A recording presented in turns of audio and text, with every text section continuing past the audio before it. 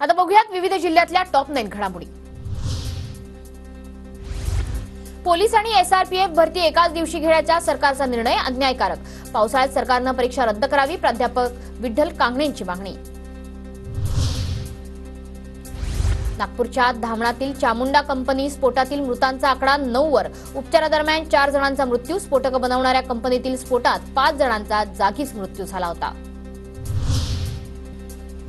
नागपुरात नशेसाठी वापरली जाणारी 10 लाख किमतीची डोडा पावडर जप्त।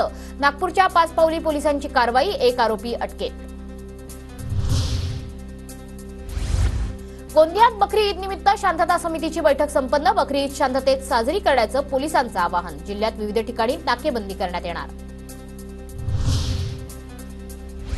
गोंदियातील साखरिटोली परिसरात एका कारची 4 ते 5 दुकानांना धडक। दुकानांचं मोठं नुकसान। सालेक्सा पोलीस ठाण्यात तक्रार केली असून कारच्या चालकाचा शोध सुरू।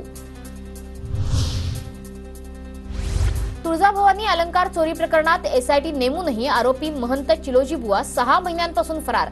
आरोपी महंतांना अटक करा, अन्यथा आंदोलन करू। पुजारी मंडळाचे माजी अध्यक्ष किशोर गंगणे यांचा इशारा।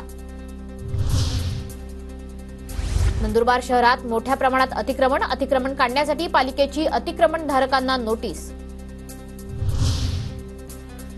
धुळ्यात 150 पोते गांजा जप्त, तर दारूचा बनावट कारखानाही उद्ध्वस्त। स्थानिक गुन्हे अन्वेषण विभागाची मोठी कारवाई।